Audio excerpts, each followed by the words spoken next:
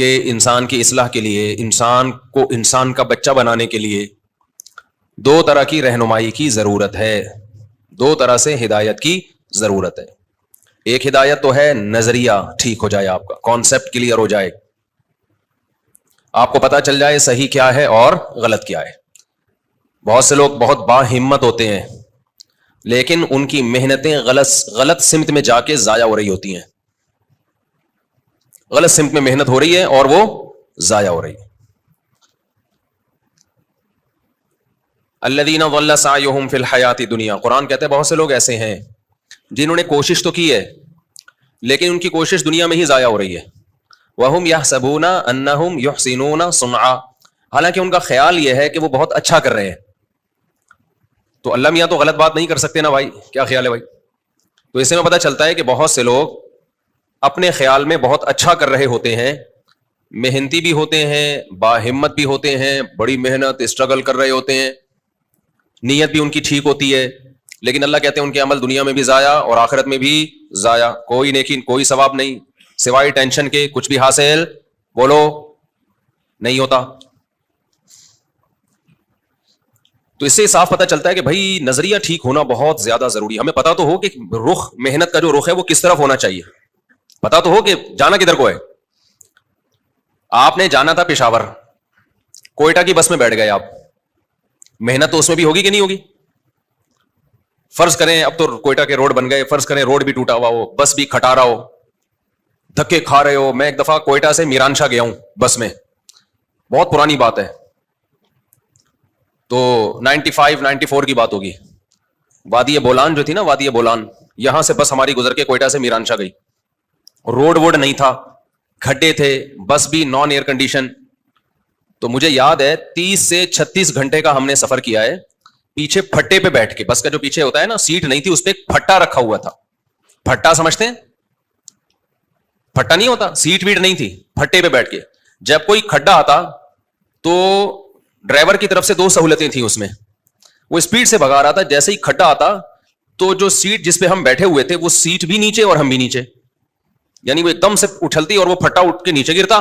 میں اور میرے دوست تھے ہمارے ساتھ، ہم دونوں بھی نیچے گرتے. یہ میں کوئی رپورٹیں پیش نہیں کر رہا، ابھی موضوع کی طرف آ رہا ہوں.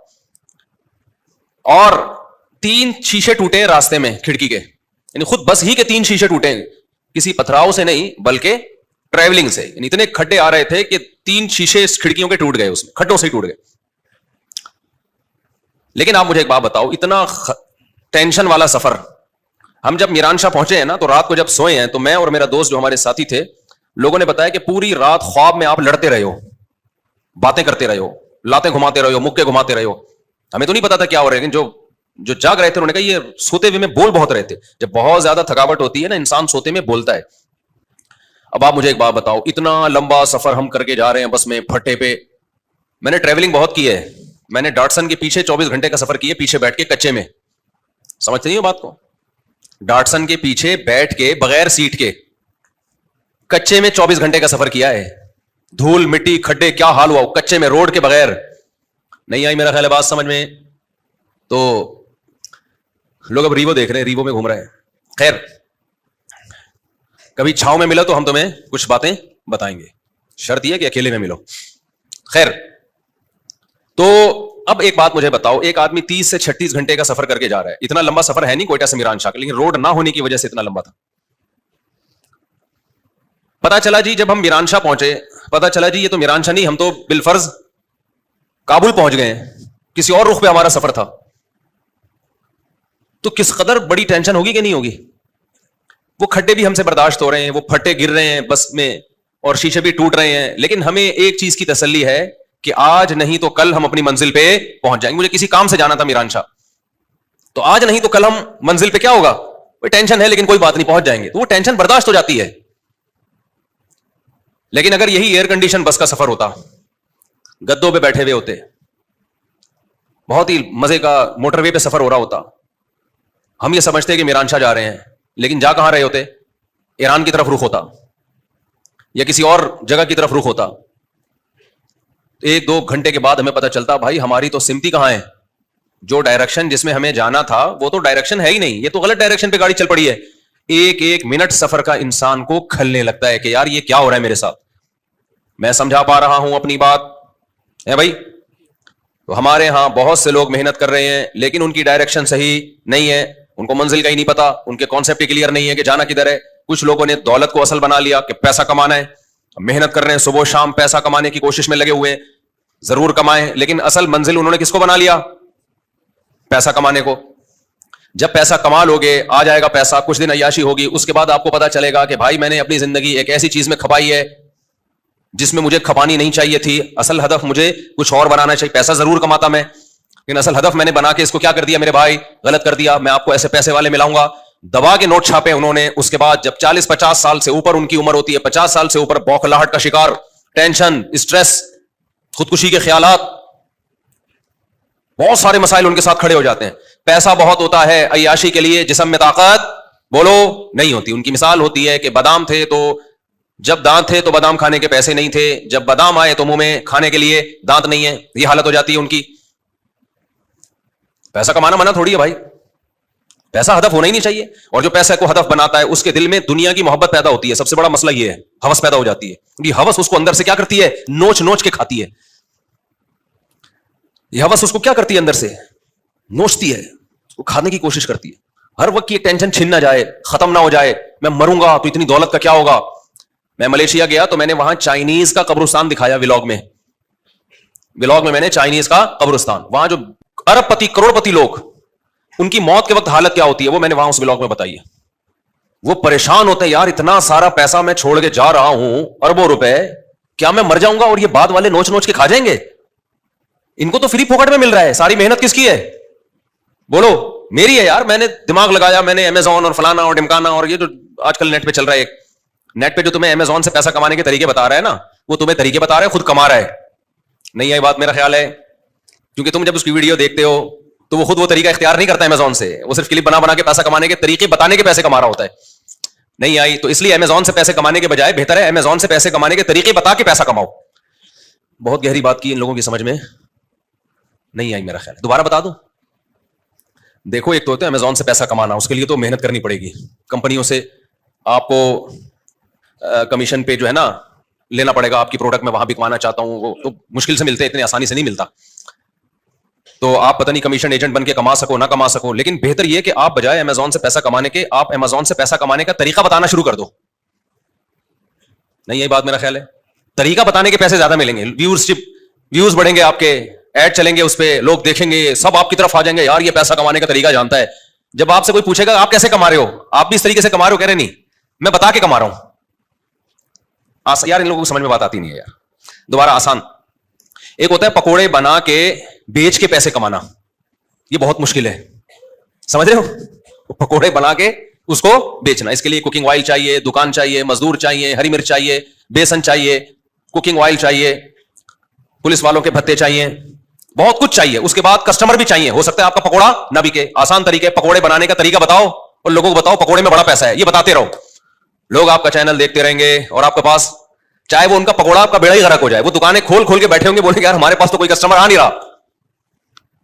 نہیں آئی میرا خیال ہے بات. اس لیے یوٹیوب پہ اچھے برے دونوں طرح کے لوگ ہیں.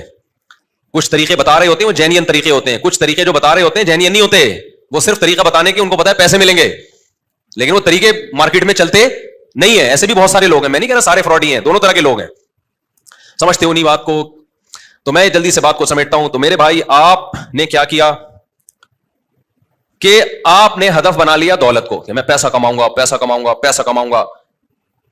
تو میں وہ چائنیز کی مثال دے رہا تھا کہ اربوں روپے کما لیتے ہیں. موت تو ایک حقیقت ہے نا بھائی, اس سے کوئی جان چھڑا سکتا ہے؟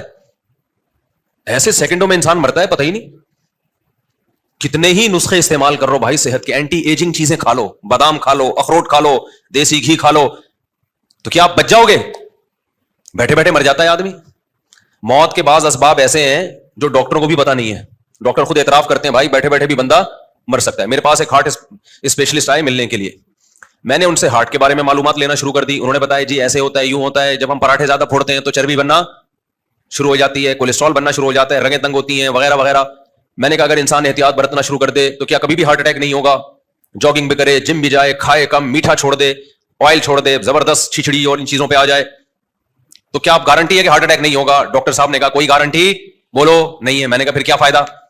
انہوں نے کہا چانس کم ہو جائیں گے, چانس ہارٹ اٹیک کے کم ہو جائیں گے, لیکن زیرو بولو نہیں ہوں گے. میں نے کہا کیوں زیرو نہیں ہوں گے بھائی, جب اس کے کولیسٹرول بھی نہیں بن رہا, رگیں بھی کھلی ہوئی ہیں, کیا خیال ہے بھائی جان؟ ابے سارے ہارٹ کی رگیں بھی کھلی ہوئی ہیں, دل بھی صحت مند ہے, تو اٹیک کیوں ہو رہا ہے پھر؟ انہوں نے کہا بات یہ میرے بھائی, ہمارے دماغ سے کرنٹ جاتا ہے کہاں؟ ہارٹ کی طرف.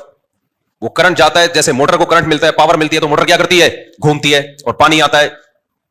تو ایسے ہی ہمارے دماغ سے کرنٹ جاتا ہے ہارٹ کی طرف. وہ کرنٹ جب جاتا ہے تو ہارٹ کیا کرتا ہے؟ چلتا ہے. بعض دفعہ وہ کرنٹ جاتا ہی نہیں ہے, جیسے فیوز اڑ گیا نا بندے کا. ابے آپ نے پاور لگائی اور کرنٹ آیا, موٹر چلی, موٹر گھومے گی, آگے پائپ میں کائیاں ہیں تو پائپ پھٹ جائے گا نا, پائپ کے سوراخ ہی تنگ ہو گیا, آگے جگہ ہی نہیں ہے تو موٹر جل جائے گی. تو دل بھی ایسے ہی کرتا ہے, رگوں میں جب تنگی پیدا ہو جاتی ہے, آگے خون کو پمپنگ کے لیے جگہ نہیں ملتی, تو وہ خون واپس ریورس مارتا ہے اور دل کیا ہو جاتا ہے؟ دل میں درد ہوتا ہے, جو بھی ہوتا ہے وہ اللہ ہی جانے. لیکن بعض دفعہ کیا ہوتا ہے بھائی, لائٹ ہی چلی گئی, موٹر آپ نے ریپیئر کروائی, موٹر کی سروس کروا دی آپ نے, پائپ نیا والا لا کے ڈال دیا, سب کچھ کر دیا, پیچھے سے لائٹ کیا ہو گئی. ہمارے یہاں تو یہ ہوتا رہتا ہے, یعنی یہ مثال تو ہمارے ہاں KESC والے پیچھے سے بٹن کیا کر دیتے ہیں؟ بند کر دیتے ہیں. تو موٹر صحیح ہونے کے باوجود بھی پانی آتا ہے پھر اس میں. تو دل کے ساتھ بھی ایسا ہوتا ہے. بعض دفعہ کیا ہوتا ہے, یہ انگریزوں کے ساتھ بھی ہوتا ہے. آپ نے بڑے بڑے فٹ بالر دیکھے ہوں گے, ایسی ویڈیوز یوٹیوب پہ پڑی ہوئی ہیں, فٹ بال کھیل رہا ہے, فٹ بال کھیلنے والے کا دل کتنا صحت مند ہوتا ہے پتا ہے آپ کو؟ کمزور دل والا فٹ بال نہیں کھیل سکتا. اگر کمزور دل والا فٹ بال کھیلے تو وہ فٹ بال بن جائے گا. کمزور دل والا کھیل ہی نہیں سکتا فٹ بال, اتنا ٹف کھیل ہے. لیکن آپ نے فٹ بالرز کو دیکھا ہوگا, میدان میں کھڑے کھڑے ہارٹ اٹیک سے گر کے مر جاتے ہیں. دیکھا کہ نہیں دیکھا؟ تو بھائی کیا ہے کہ وہ جو دماغ سے کرنٹ آ رہا ہے وہ تھوڑی دیر کے لیے کیا ہو گیا؟ ڈسکنیکٹ. اللہ میاں نے کیا کر دیا اوپر سے؟ اللہ میاں کا بھی تو ایک ادارہ ہے نا جو الیکٹریسٹی پرووائڈ کرتا ہے, بجلی دیتا ہے ہمیں, وہ اوپر سے اللہ میاں نے کیا کر دیا؟ Switch off. بیٹھے بیٹھے بندہ کلٹی, بڑی صحت مند غذائیں کھا رہا تھا, روزانہ لہسن پھانک رہا تھا, صحیح ہے نا, لیکن کیا ہو گیا؟ کلٹی بولنے میں کچھ جا رہا ہے کہ آپ کلٹی نہیں ہوگے اس طرح کہنے سے. جب کلٹی ہونا ہوگا نا خود ہی ہو جاؤ گے. ڈرو مت, موت سے ڈرے نا تو پہلے مر جاؤ گے. تیار رہو مرنے کے لیے, کسی بھی وقت کوئی بھی کسی ٹائم پہ مارکیٹ سے شارٹ ہو سکتا ہے. یہ دماغ سے نکال دو کہ میں نہیں مروں گا جلدی. دنیا میں سب سے بڑا بے وقوف وہ ہے جو یہ سمجھتا ہے کہ یہ بے وقوف تھے جو مر کے چلے گئے قبرستان میں بھرے ہوئے, میں تو اپنا ٹائم پورا کر کے جاؤں گا. ایسا نہیں ہوتا. تو اب میں آپ کو چند ایک مثالیں دیتا ہوں ڈاکٹروں کی, جس سے آپ کو پتا چلے گا کہ بھائی ہم کس چیز سے دل لگا رہے ہیں, کتنے بڑے بے وقوف ہیں ہم لوگ. کانسیپٹ ہی کلیئر نہیں ہے ہمارے. تو ڈاکٹروں کی مثالیں اس لیے دے رہا ہوں کہ قرآن و سنت کی مثالیں تو سنتے رہتے ہیں نا, ان پہ تو یقین نہیں آتا. اس میں ڈاکٹروں کی مثالیں دے رہا ہوں. تو ہارٹ اسپیشلسٹ ڈاکٹر ایک نہیں کئی ڈاکٹروں سے پوچھا ہے, کہتے ہیں بھائی بغیر کسی وجہ کے بھی ہارٹ اٹیک ہو سکتا ہے. بیٹھے بیٹھے ٹائم, کوئی وجہ نہیں ہے, ایکسرسائز بھی کر رہے ہو, جم بھی جا رہے ہو, ساری صحت مند خوراکیں, پھر بھی مر سکتا ہے آدمی. لیکن چانس کم ہوتا ہے, مگر ہوتا ہے, ختم نہیں ہوتا چانس. دوسرا بڑی بیماری کیا ہے؟ شوگر ہے کہ نہیں ہے؟ شوگر سے بھی لوگ مرتے ہیں, گردے بیٹھ جاتے ہیں, بینائی چلی جاتی ہے, دماغ خراب ہو جاتا ہے, پتہ نہیں کیا کیا ہوتا ہے. شوگر تو ہر جگہ جا کے اٹیک کرتی ہے. گردے گئے تو ڈائلسس پہ آ گئے, ڈاکٹر خود بتا دیتے ہیں اتنے دن تک آپ کی زندگی ہے. اب شوگر کے لیے کتنے سارے شوگر اسپیشلسٹ جو ہے نا بڑے بڑے, ان سے میں نے رابطہ کیا. میں نے کہا بھائی شوگر سے کیسے بچا جا سکتا ہے؟ انہوں نے کہا ویٹ نہیں بڑھنے دو, یہ اور وہی جو صحت مند خوراکیں اور بادام پستے اور اخروٹ اور آرگینک چیزیں, سارے ڈاکٹر یہی بتاتے ہیں بھاگو دوڑو ایکسرسائز کرو. ڈاکٹر صاحب کیا یہ سارے کام کرنے کے بعد گارنٹی ہے شوگر نہیں ہوگی؟ شوگر کے اسپیشلسٹ بولے گا گارنٹی میرے بھائی بولو نا نہیں ہے. ابے پھر کیا, وہ واقعہ بتا دو لیکن بھی نہیں بتاؤں گا وہ واقعہ. پھر بھی گارنٹی نہیں ہے. وجہ کیا ہے بھائی؟ بھائی کچھ پتا نہیں ہوتا کسی بھی چیز کا, موروثی ہوتی ہے, آپ کے باپ دادا نانا پردادا میں کسی کو ہوئی ہوگی, آپ کو ہو گئی. گارنٹی ڈاکٹر کسی چیز کی نہیں لیتا. گارنٹی فریج کی لی جا سکتی ہے, گاڑی کی لی جا سکتی ہے, بہت ساری چیزوں کی. انسان کی جو باڈی ہے اس کی گارنٹی ہے ہی نہیں. امکان ہوتا ہے کہ یہ جلدی نہیں مرے گا, یہ جلدی مر جائے گا, امکان کیا تک, اس سے زیادہ کچھ بھی نہیں ہے. آگے چلتے ہیں ہم. کینسر کے اسپیشلسٹ, کتنے لوگوں کو کینسر ہوتا ہے نا. کینسر کے اسپیشلسٹ سے میری کئی دفعہ ملاقات ہوئی, اور وہ اسپیشلسٹ بھی معمولی اسپیشلسٹ نہیں ہے, جو کینسر کے اسپیشلسٹ کو پڑھاتے ہیں, یعنی اسپیشلائزیشن کرواتے ہیں کینسر میں. اور یورپ کے ایک دفعہ ملاقات کے لیے آئے, میں نے کہا ڈاکٹر صاحب آپ جو مجھ سے پوچھنے کے لیے آئے بعد میں پوچھنا, پہلے میں آپ سے کچھ چیزیں پوچھنا چاہتا ہوں. کینسر سے بچنے کے لیے کیا کرنا چاہیے؟ یہ میں صحت پہ آپ کو رپورٹیں پیش نہیں کر رہا. آپ کے مفتی صاحب کیا شوگر کینسر, اور یہ تو ڈاکٹروں کا کام ہے بھائی, یہ ڈاکٹروں سے پوچھو. میں تو آپ کو میڈیکل سائنس کی رپورٹوں سے عبرت دلا رہا ہوں کہ اللہ رسول کی باتوں سے عبرت نہیں ہوتی, ڈاکٹروں سے ہی پوچھ لو عبرت ہو جائے گی. یہ دنیا دل لگانے کی جگہ بولو نہیں ہے, یہ 4 شادیوں کی جگہ ہے بس, تاکہ دل لگے ہی نہیں یہاں پہ. یہ 4 شادیوں سے بھی مسافر خانے کا احساس پیدا ہوتا ہے, پتہ ہے آپ کو. لوگ سمجھتے ہیں 4 شادیاں یہ دنیا کی محبت کی علامت ہے, حقیقت ہے دنیا کے مسافر خانہ سمجھنے کی علامت ہے. 4 شادیوں والے کا کوئی گھر ہوتا ہی نہیں ہے. ایک دن یہاں تو دوسرے دن وہاں, پھر تیسرے دن وہاں, چوتھے دن وہاں. ایک صاحب نے مجھ سے کہا نا, میرا وہ بڑا لطیفہ ہٹ ہوا تھا. میری 2 گھر والے تھے, تو میں ایک گلشن اقبال میں, ایک ہاکسبے روڈ کی طرف, کتنا فاصلہ تھا نا. تو ایک اسٹیٹ ایجنٹ تھے میرے دوست, میں ایک دن یہاں تو دوسرے دن بس میں بیٹھ کے جاتا تھا میں. وہ ہاکسبے کتنا دور, 1.5 گھنٹہ لگتا تھا. انہوں نے کہا مجھے آپ پہ بہت ترس آتا ہے, ایک دن یہاں اگلے دن وہ ادھر. کہتے ہیں نا دھوبی کا کتا نہ گھر کا نہ گھاٹ کا, کوئی ٹھکانا ہی نہیں ہے. میں نے کہا ترس مجھے آپ پہ آتا ہے, ایک دن وہاں, دوسرے دن بھی وہاں, تیسرے دن بھی وہاں, 10 سال ہو گئے وہاں, 15 سال ہو گئے وہاں. ہم نے کہا ہم تو ایک دن یہاں تو دوسرے دن کہاں ہے وہاں ہے. پھر میں نے ان کو بتایا کہ دنیا مسافر خانہ ہے, اس میں مسلمان کا کوئی ٹھکانا نہیں. یہ گھر ور کی محبتیں, چارپائیوں سے, پلنگوں سے, دیواروں سے, یہ ان لوگوں کا کام ہے بھائی جو دنیا سے محبت کرتے ہیں. ہمارا تو کوئی پلنگ ہی نہیں ہے, کوئی پتہ نہیں ہوتا آج کہاں سونا ہے ہم نے. رپورٹ آ جاتی ہے آج فلاں جگہ کی باری ہے, چل بھائی. مسلمان کا کوئی گھر, دیرو دیوار, اینٹیں بولو نہیں ہوتی. اینٹوں سے محبت, پلنگوں سے محبت, بستروں سے محبت, یہ ان لوگوں کا کام نہیں ہے جو دنیا کو مسافر خانہ سمجھتے ہیں.